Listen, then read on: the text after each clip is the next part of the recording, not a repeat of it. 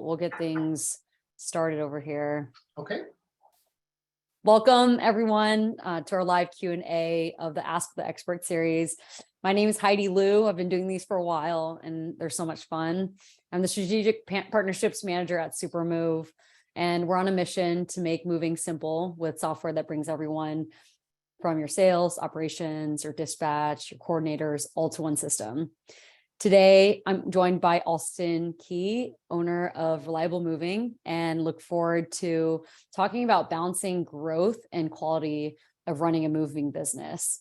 We'll be talking about everything from finding new customers to squeezing your budget, especially during this recession. Alston has a really interesting background. He wasn't born a mover like most people in the industry are today. He was born and raised in Beijing, China, in a very traditional Chinese family where the sense of order and being organized was taught at an early age. After he graduated from high school, he went to study at a Swiss college, majored in hospitality management. He then worked in the hotel industry in Atlanta. You'll have to tell us a little bit more about how you landed in Atlanta out of all places. He then migrated to Vancouver, British Columbia, Canada, and has lived there ever since.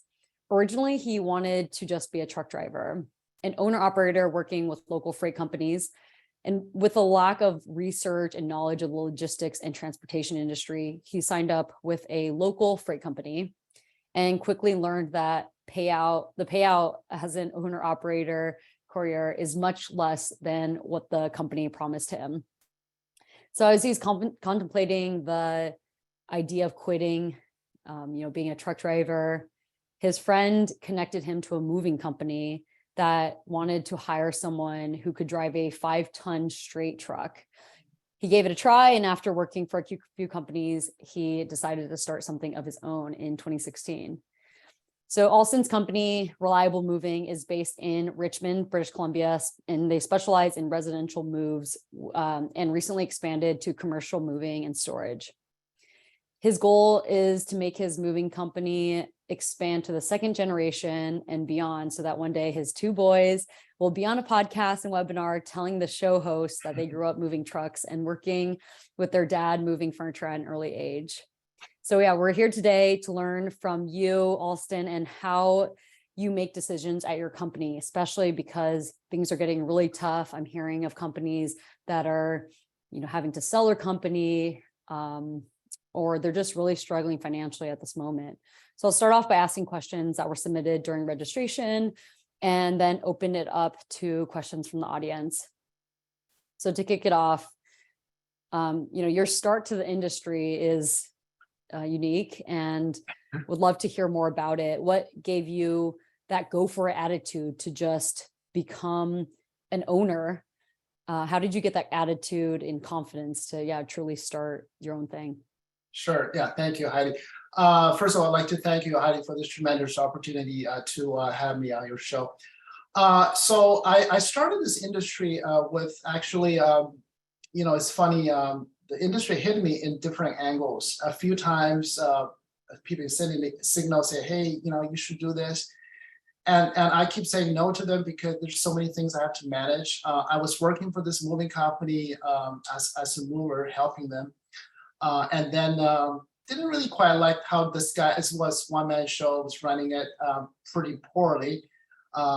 He would just tell customer one thing, do another thing, and just like all these things, you see things go wrong, he was doing it. So that was my first impression with the industry. It wasn't really that good.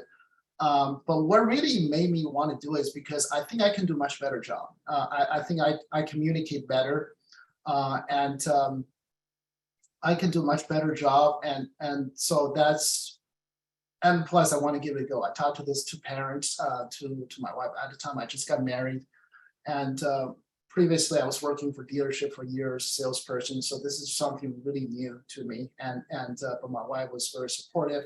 So are my parents. So that was a give it a try, and just turned out to be a pretty good decision that I would make.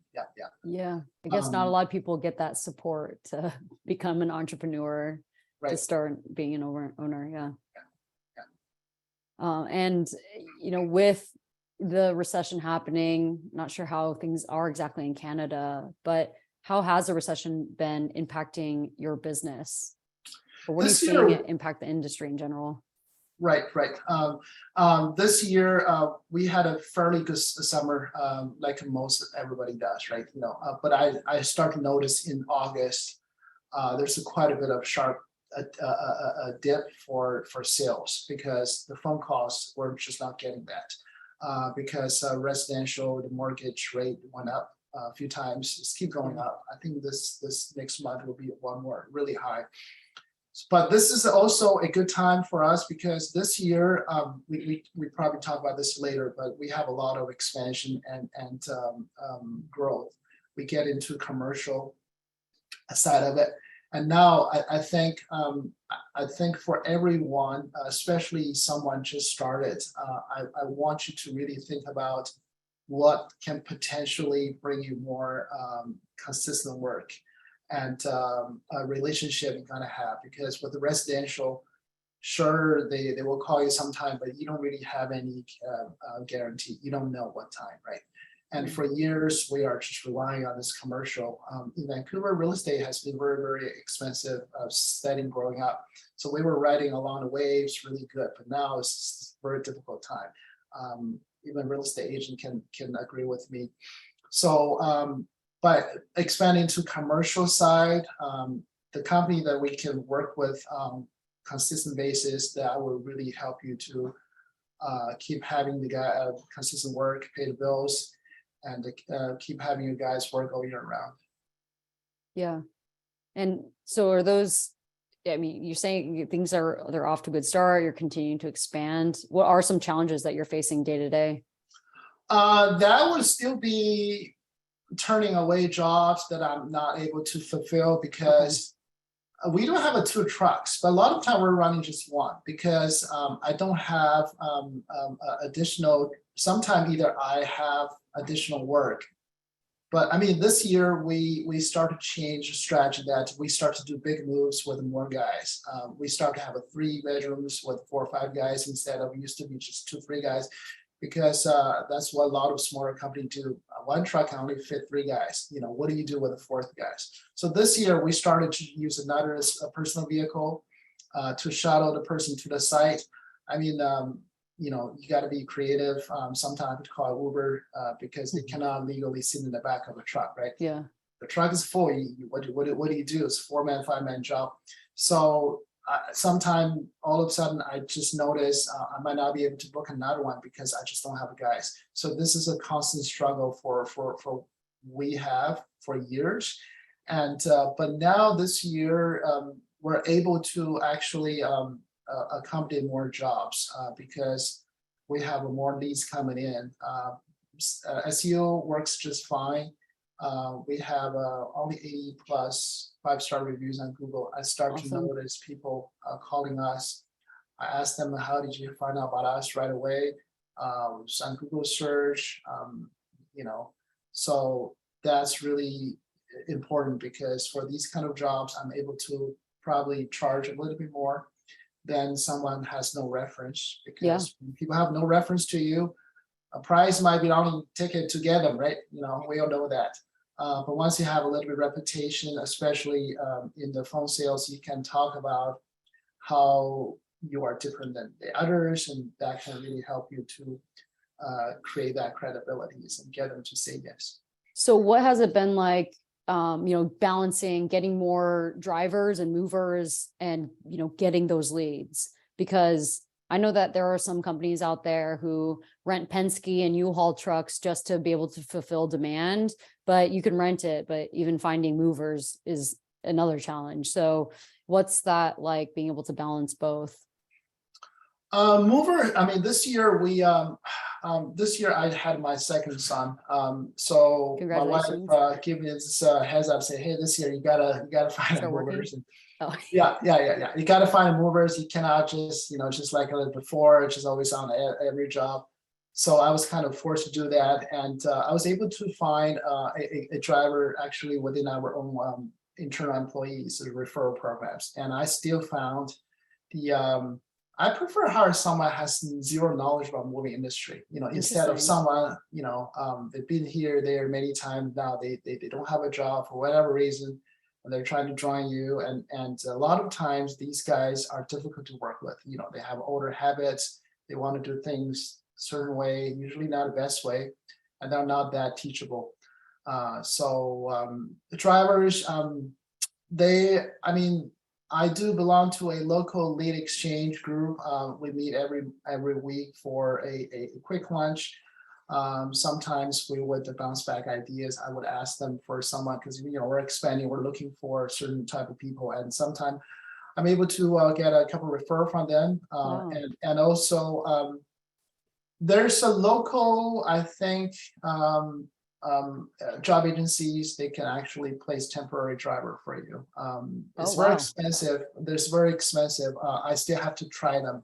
Something I have learned is whenever you have an idea, instead of saying no, just try it, because it does cost money to try it. But Yeah. if that turned out to be a viable option, before you have something else better, just use that. Yeah.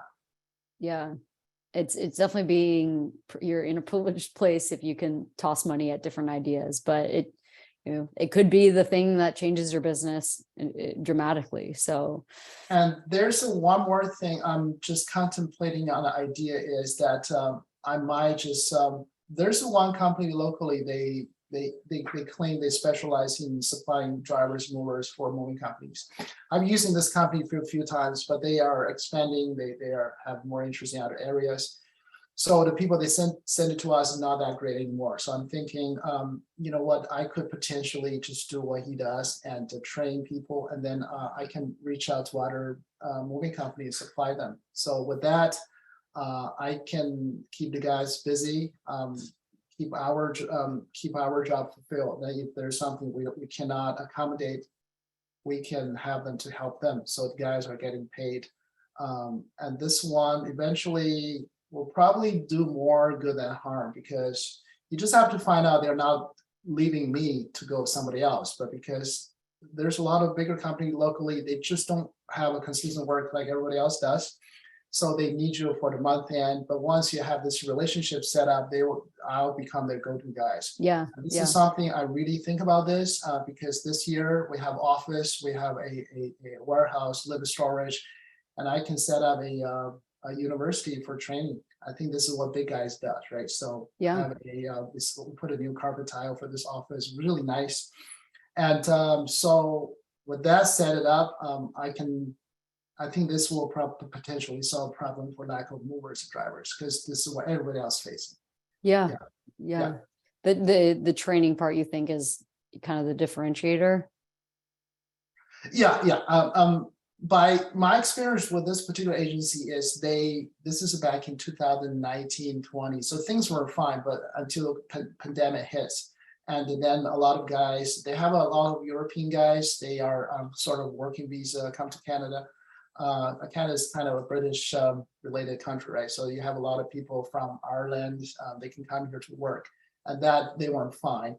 But I think I can do much better job for training these guys, especially I think we are one of the better experienced local movers, just based on the way how we wrap furniture, how we load a truck. Yeah. We kind of model what a van line agent does, the way we run pretty much just like them, one of them. Very, very focused on the quality of the move. Yeah. I think we can probably do a better job than the other agency, which I'm not really happy with. Yeah. Yeah. I mean, having a quality business, doing quality moves is definitely something that I think a lot of companies struggle to maintain as they continue to grow, right? Like right now, you're the person that someone will call, you're having to take care of so much, but right now it's manageable. But as you grow, what happens when you're kind of relying on someone else to QA all the moves or right, yeah, kind of take care of things. So I wanted to ask, what are some of the main metrics that you look at to measure the success of your company? I'm constantly measuring, looking at the cost to revenue ratio on day-to-day basis. Right now, the labor cost is still a good 30% of average per job. That's for me not doing the job myself. 29, 31%. So that's the biggest. Every job the hard cost is labor, packing materials, fuel, right? Just everybody has this. And then another one is leads versus closed sales, like how many leads coming in, how many I can close. We don't really do aggressively at this point for marketing.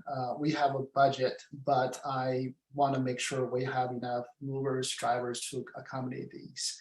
And also lately I found there's a lot of avenues I didn't really explore in the past, but I like to do it now. Things like cold calling. I noticed once we have some reviews, been around a little while with the Better Business Bureau, A+ accredited, all these things. I start to have people knock on the doors for us. I start to have people send us email from different company asking, what do you guys charge for this and that? And there's a lot of industries we could have potentially just let them know we can do this. This is something I would recommend for people just starting out, because everybody's thinking about online marketing, but there's a lot of things you can do offline. I don't think most people are capitalized on that. Yeah. Because everybody would think about SEO and Google ads. Everybody does, and this year we start to do this, and the result not as good as I think would be. We are spending $3,000-4,000 a month for this kind of things, and results are very poor, honestly. I mean, there's just two parts. One is for SEO company, which is fine. And the other one is for paid ads. Paid ads we've done for 3 months. I'm not happy with this particular agency. I don't see much coming in. I'm sure he's doing his job. So instead, I think I'm going to probably hire a salesman. I mean, $3,000 a month, you can hire a salesman. Honestly. Yeah. Or even an outsourced exactly contract. Yeah. I got to give it a try because I'm sure everything works, but you just have to try which one works for you. Now we have an office, we have 2 phone lines. My wife said, why do you need it 2? I said, what are you, I'm busy. We haven't used none of them yet, but these are all professional setup. I said, just put one there, train them, because I don't want to have my cell phone anymore. It just keep coming in. People ask me, are you Alston? Can I talk to Alston? They mention my name in the Google Ads. So I'm the go-to guy, but need to pivot. So I'd rather just spend that money for some sales guys, because at this point I need to have someone in the office now to really handle phone calls. I just cannot have them all the time, because office people should do office work, right? Yeah. So you talked about looking at the hard numbers of a job. So how are you, I guess, reducing the costs of those? So you said the labor, I guess, packing materials, there's nothing you can really control there, but how are you, making decisions based on those numbers that you're looking at? Well, I bypass all the costs of customers. Every time we send out a estimate or a quote, was clearly explained. We charge 3.5% credit card fees. We use a software, it's called Square. This is how much they charge us. Instead of marking an hourly rate, we'd rather do this. I think as transparency, some people appreciate that.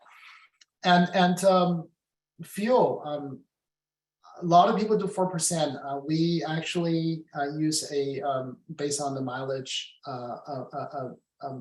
presented instead of percentage, because sometimes percentage could be a lot more. Local jobs, sometimes we're driving 25, 30 kilometers. A job can be 3,000. So instead we charge 25 to 35. I don't know how people receive to that. I just want to be fair. Packing materials, 20-25% markup. Not a huge percentage. I've seen a lot of companies do a lot more than that. I think everybody's no one's stupid. Everybody knows what these should be cost and how much they should be charged. So I want to be sensitive to that. Also travel time, sometimes I quote them within half an hour to 45 minutes to an hour. Sometimes over that, I don't really want to add it more, because sometimes you notice, and I tell my guys, just go easy on the tapes. And if you keep rolling them, using them, you got to notice they don't tip you well. We don't get a good reviews because, everybody's look at their dollars. So are we. Okay. So the reason we have this many repeat customers, a lot of times we charge them reasonably. Our labor rate is not that low, but materials, I don't want to gouge them too much. That's the way I look at it. And also, as we are getting certified with the CAM, Canadian Social Movers, we're starting to lining up with the big van line agent, because I kind of know how much they charge. So when people ask us, why do you charge this much? We have to have something to justify, right? And also we have to tell them that, this set us apart from these guys. Yeah. We're getting a quality move for a good value. We don't have a bigger cost, but, really show them the value. I think that's important. Yeah. I'm curious about, you don't have that many trucks, but you are expanding into commercial moving and storage. So how has that process been? And has a recession slowed down the progress? So storage, this is an idea I was contemplating for years. And this year, summertime started, I just started to really, I started with posting one ad on a Facebook marketplace. I rent one locker in my storage locker nearby, very close to our shop, and I just put an ad there. They don't have an ad for storage locker. I put an under rent ad and say this is how much it is, how much we charge, and I got like 50, 75 people ask for it. I'm like, wow, that was your test. I'm like, wow, this is and then I start to reply to them. I tell them, hey, listen, we're gonna try this charge this time. If you're happy to share with another person, because I'm trying to squeeze them, right? Yeah. And then some people say, I can't do that. I need it my own. Some people say, I don't mind. I need it for a year. So that's how I started. So this is before we have our own customers. So that one ran out really quickly, and then I rent another one. So, and all of a sudden, I didn't get to fulfill my own needs for my own customer until my fourth one is already rented out. I'm making a little bit markup. So I realized, you know what? Although I don't make money off storage, but just move, I'm able to leverage. I get 2 moves, move in, move out. So that alone can be $1,000. Yeah. So I can really care less how much I'm charging for storage. Yeah. As long as bases are covered, so I'm good. So we're still getting to that. And then we're able to get an office. We rent this yard for years. The owner passed away a couple of years ago. His son was having this, they own a warehouse. The son's not doing anything. They are door wholesalers. So I asked him, hey, what do you do with this area? He said, I can rent it to you, but I need to get rid of this machine, and I'm able to get him that machine out of the way. So we have a space, and now we need to look for a proper bigger warehouse, starting with 3,000. Wow.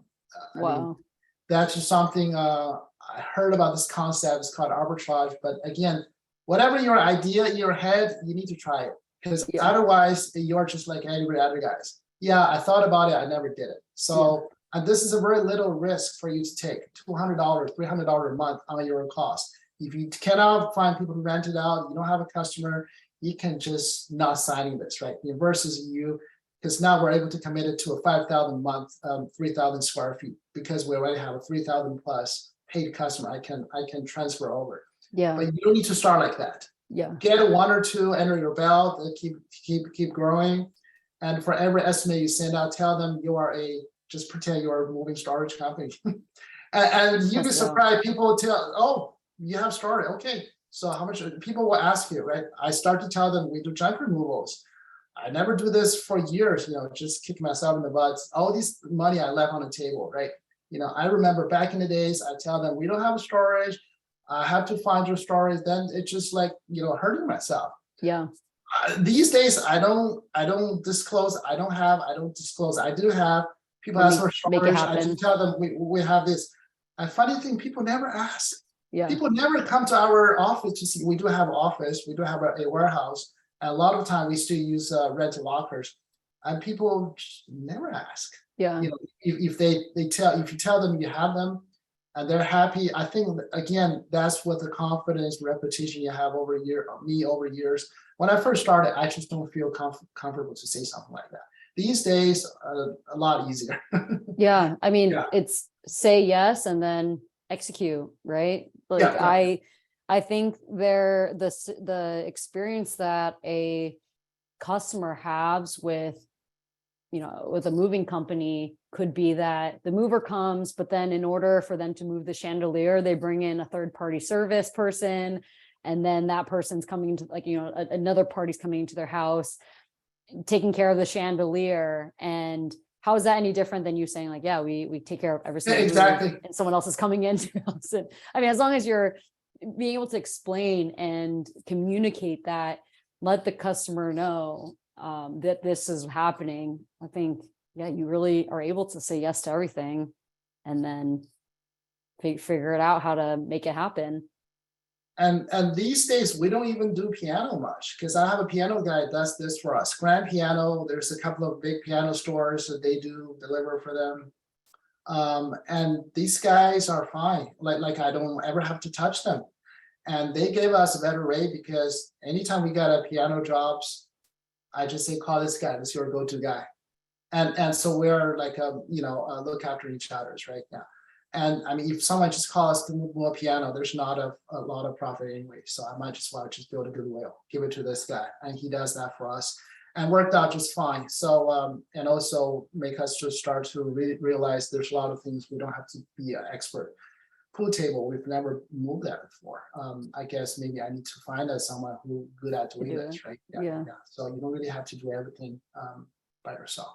Or you could learn from someone else to move the pool table, and then if it's possible, somehow be able to do it yourself down the road. Right. I mean, maybe a pool table is very, very different and specific, but I've heard that piano moves, and maybe this is just a mover that has been in the industry for a very, very long time. But I remember him telling me, moving a piano is actually not that hard. It's not, but I mean, tilt it. Yeah. So,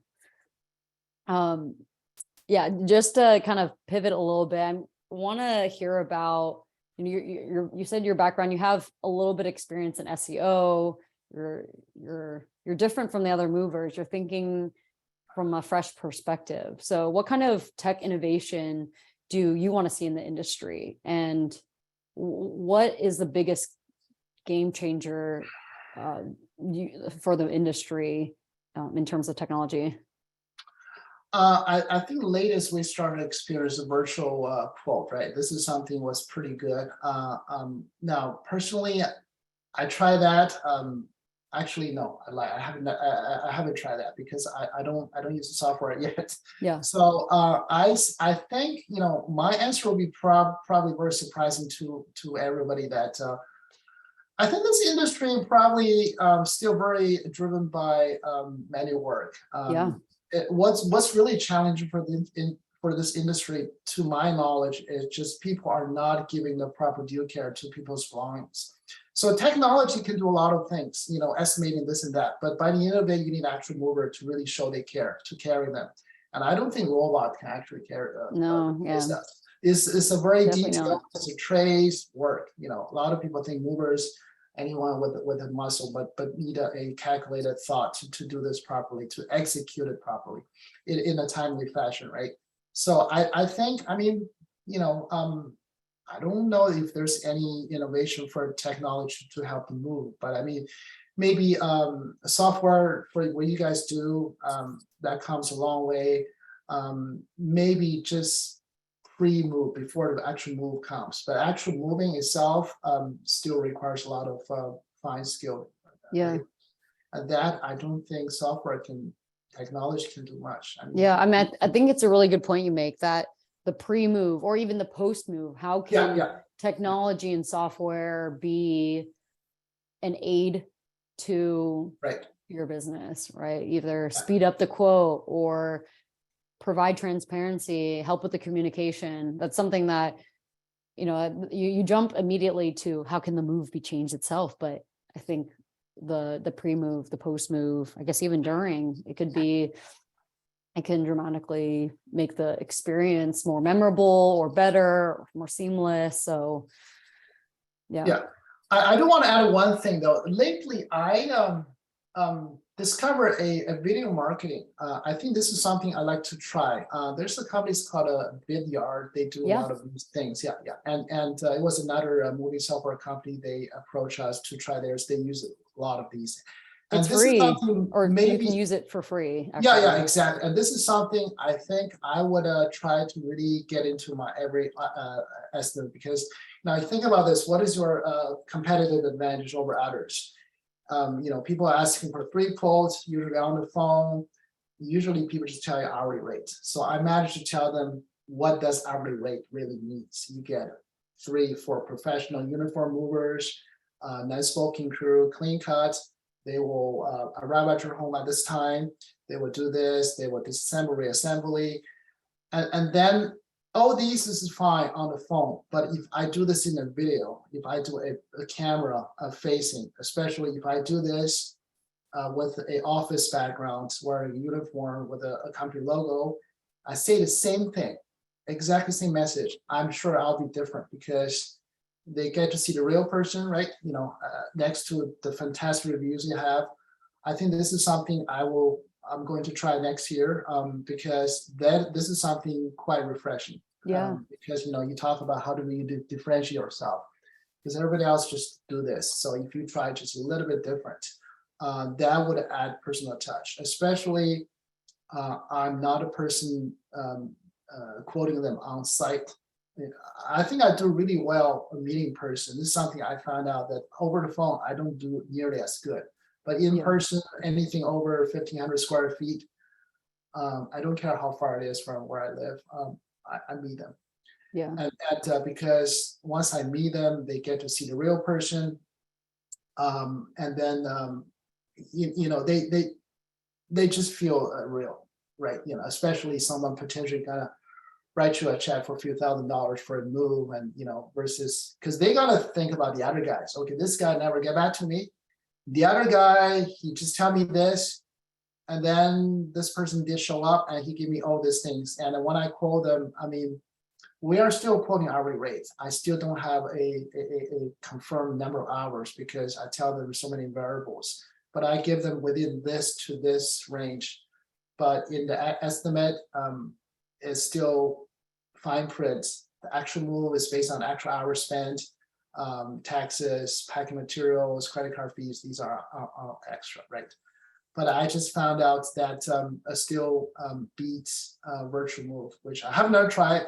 I guess I would try at some point because you just have to try it.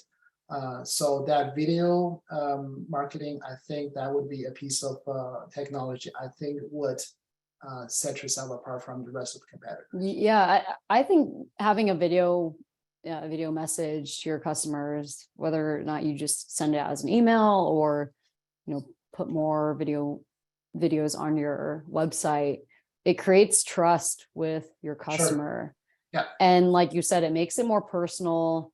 It's your business. You're like, I am the owner. This is my business. I have a kind of personal guarantee that I will make sure that I do everything in my power to make sure that you have the best move with us and that you can come back. So yes. Yeah, I think video is a great idea, and we can talk about it later because I've done it myself, and it has worked in order to, like I said, build trust, get people to look at you and choose you.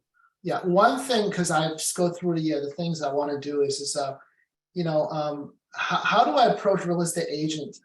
Now I have a different perspective. I would, for example, here next to my desk, I have a bunch of this postcards I just get in the mail, and some of these I already use some of these I have already moved their customers. So easier for me just to say, hey, Alston from Reliable Moving, coming to you. I just want to show you this particular house. We actually just moved by us. And I think it's time for us to, time for me to say hi to properly. This is what we do. A little video like this, a minute, and then you send it to a hello, I just want to say hi as a subject. I think you're gonna get a much better response rate versus This is what we do. Let me know if you need a movers, because that's cold and this is more personal, I think. Yeah. So I would do that first, and then do a visit to their office. Yeah, with that's some, that's a really good idea. yeah. I think this one probably will beat SEO at some point. Yeah, because this is a very, very again, idea is just you do this every day for maybe not every day, but have a habit, 2 or 3 visits a day. I mean, remember before technology, this is how business has been done, right? Cold calling. And outbound. newspaper ads. Yeah, that's how we started. We started in 2016, which SEO is not new anymore, but we want to start with the print ad. That's how we started. I was spending $1,500 to $2,000 a month with the print ad. With senior discount, we're still able to make it work. And the SEO didn't really come in play until 2019. We started to have some money to do this. And now it's 2022. I think they're doing okay. Then I realized, you know what? It's fine, but I think this will give me more bang for the buck, because now we have a little bit, people know us a little bit now, especially locally. Yeah. Now we're in the city of Richmond. Now we have a contract with the city of Richmond. Awesome. A local museum, a local library. So all these can be things I can say we're a part of community. For anyone still not working with your local community, get a job or two like this, and then just rub it on your face. Yeah. Go to a local events, tell them, hey, this is what we do. No, it's always easier for me to say that because I've done it. But yeah, trust me, when you first started, just get yourself out there. You probably have a lot of time that money you can spend, right? So do that just purposely, right? Next year we're going to do this winter time. Funny now, we're actually pretty busy for winter time. Great. But we always have a really busy January, February, but maybe March a little bit slow down. It's not quite spring yet. So now we have 4 or 5 guys. We can do what 1-800-GOT-JOHN used to do. Got a bunch of guys wear a uniform, just hand out business cards. I mean, everyone's doing online. Do something different, Guerrilla marketing. Yeah, people are working from home, away from home. What if you have some strangers, come out, knock on the door on you? Probably fresh air, right? I don't know. But yeah, this is something I think is actually should be coming back. Yeah. Yeah, there's so much coming at you, with the digital world. So switching it up in some way, I think it will help you and other people to stand out. We have some questions from the Q&A box. I'll ask those questions. So just as a reminder, if anyone has questions, type those in. Our first one is, do you have a review strategy to get more reviews? Honestly, I don't. I'm very bad on reviews. We have only 80 reviews. Look at my competitors, the 300, 500, and I'll tell people, we never incentivize reviews. I usually send out 1 text message and 1 email when we send an invoice. Here's another thing. We don't actually have to have the payment the moment we finish a move. So we invoice them the next day. So the reason I'm doing that, because now I don't really work on every job now. It's difficult for drivers to do the billing. I just don't have a smart driver to do that. Sometimes they make a mistake, we charge less. I've seen that before. So instead of that, I don't want them to touch money part. So I take care of that, credit card or a check, whatever. So I do the invoicing. And when I send an invoice, it's thank you message. And then instead of asking for a review, I ask them any comments you'd like to add for this move. Okay. Because I found if I just ask them to leave reviews, a lot of times you might have something you don't really know preventing them from getting reviews. So get that one taken care of. Because I use that email just to get so I do review 2 parts. Ask them, is there anything you'd like to comment on move, anything good or bad? Are there anything you think we could have done better in terms of customer service?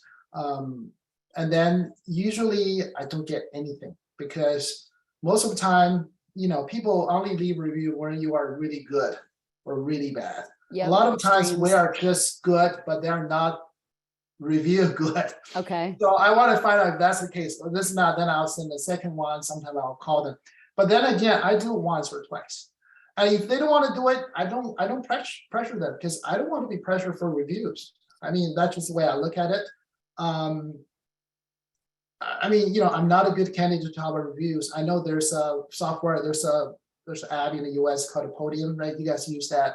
They I've do heard this that, and yeah. that. Yeah, I'm sure there's something similar. But I think the way I look at reviews is this: you treat them like a human, and they will vice versa treat the same to you. We have so many referrals. As a smaller company, one truck, we're able to survive a month without a new customers. I think a lot of times, all this little thing we do, send them a thank you card after the move, all this little old-fashioned way we do, I think that really helps. Review, I don't pressure them.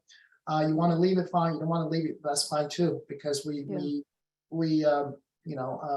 I just, I was just very relaxed on reviews. Yeah. Yeah.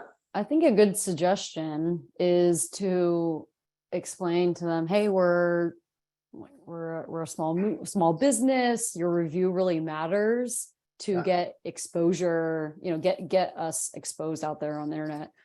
Obviously written in better words, but I think it's a really great point that you make, that some people may have a good move, but not a review good move. So what will it take for someone to just add a quick 5 stars, or add a one sentence that could help your business to continue to keep its strong reputation? Yeah, exactly. Yeah. Here I just kind of pop up my little notes here. I pretty much write this on behalf of everyone here at Reliable Moving. We'd like to thank you for entrusting us to handle your move today. We hope that the service provided met your expectations initially. And then one thing I like to point out is you did the move really well, if they're packed, all that. As a smaller moving company, we rely heavily on genuine positive reviews online, instead of paying ads for advertising, to keep our service costs reasonable. By sharing your thoughts, that helps the community. That have the 2 links. One is for Google. I put in brackets preferred. Here's a link if you'd like to share on Better Business Bureau, because I give them 2 links. Better Business Bureau, you don't have to have a Google account. You can just post. Yeah. And we do have a fair amount of lead coming from BBB. And then, that's our simple email, and I might follow up on that, but I'm kind of a very shy guy, so I guess that's my own problem. Yeah, there are people that just keep pushing that 5-7 times Aggressive. until one day, because I saw some reviews. Sometimes when I'm at my leisure time, I read out a movie company. Sometimes I hear one review, 1 star. They say this guy is sending 10 times about reviews. I've seen that before. Yeah, I don't blame the guy. 10 is a little too much. Yeah, exactly. Yeah. We have a comment here regarding reviews. We have our sales reps have a call with the owners once a week, say Friday, make a list of the moves that went well, and have the rep reach back out, ask how things went, and provide a link to the review, or provide a link to leave the review. Yeah, I like that. Nice. We have another question here from Bradley. No matter how careful you are, a little bit of damage is inevitable, whether it's the customer's belongings or to the building. How do you work to mitigate this to prevent damage? How do you deal with situations once damage has already occurred? Okay, so this is a very good question. So we actually, as a fully insured, bounded moving company, we actually never sell valuation package. I think we're paying $500 plus a month for our premium. This underwriter give us $5 million general liability and $250,000 cargo insurance. Now this is a big deal, because in order to be a member of Canadian Association of Movers, that's the minimum you have to get. When I first started, I asked my insurance agent, I need $250,000. They're like, what do you do? I'm moving furniture. I said, well, they want this because this agency, they said we can get you 30,000 or 50,000 maximum for newly registered company. So I that's what we have. So long story short, TVs, consider getting a crate made by plywood. Get an insert inside. Think about this. a piece of equipment you invest one time, cost you a few $100, get it done. You guys gotta take a little bit of time to move that TV. That might take half an hour, okay? So this is what I tell my guys, don't rush the move. Do everything we can. We're not gouging their time, but just do carefully, don't rush it. If something you have to take off the stand, I tell all my guys, TV, the feet, unless they are not able to take it off, do them flush, put it in the actual box. Take your time, double blanket, I don't care, but I don't want that to be damaged. Do the same thing. And for couches with the legs, always remove them. I don't care. We move a lot of condos. They're gonna rob the frame. Always take it, unless it's part of a couch, but fully padded. Furniture is fully padded, no legs exposed. Runners, I shouldn't even be saying this, everywhere. We have a door pad just for the door. The entrance door is very expensive usually. They own a house, they rent a house, I don't care, get it covered. There's a corner protectors, it's like this 90-degree, use a paper tape that for corner. I mean, all these things you can do. So one things you've done all of them, they are still damaged. Then we just offer one of this three things, to repair them, give them a fair market value. But a lot of times I found how you approach damage is crucial. A lot of times you need to own up to it. Too bad, we made a mistake. A lot of times, here's the thing. Sometimes you can get away with a thing you think you won't, but sometimes you won't get away with things you should. Yeah. So, but by the end of the day, it's just really how you rectify this. There are times we didn't really damage TV. The guy keeps saying we did it. Gouge us $700 out of TV once every year, so not a big deal. I don't want them to put a 1-star review because now we have something against us versus someone has no reputation. So sometimes you just have to create it. That's your cost. Yeah. I mean, you decide if you want to do an insurance claim. For us, very little damage at all. So we don't really want to do that. So but trust me, if you handle this well, sometimes they're gonna give you more referral because you are differentiate yourself how other people are doing. You can get away with 60 cents per pound, but then again, is that fair for you? Because if I hire a mover, have $2,000 TV damage, oh, okay, this is what the law says is one thing, but what you can do to really help them, that's another thing. So you decide however you want to do it. If that's a TV, I'd rather buy the new one and then train my guys, find out, use this as a good opportunity. Why do we damage it? What did we do wrong? What can we done better? Yeah, I mean, have a wooden TV box which strapped to the wall won't shake. I think that helps. We haven't done that yet, but I've seen it possible. Yeah, very expensive frames, right? Frame artwork. There's like a velvet lined thing inside a box. You can do that. I've seen it. So there's some equipment you can use to prevent that. But how you handle that carefully. Take your time. Don't rush it. Yeah. Awesome. Well, that we're definitely over our time mark there, but thank you, Alston, for sharing your expertise, your story with all of us. I love hearing, someone not from the moving industry come in and constantly learn, adapt, test things in order to continue to grow. So I hope others were able to walk away with a little bit of inspiration and learning, being able to learn something new. Thank you, Heidi. Yeah. My pleasure. Yeah. And just to wrap it up here, once again, this live Q&A was brought to you by Supermove. We bring your whole team to one system to make it as easy as possible to run your business. And if you're not using any moving software today, or you're curious to learn more about our software, feel free to check out our website, and you can mention that you checked out this live demo with Alston. Alston, do you have any last words before I close out? I think this industry is wonderful.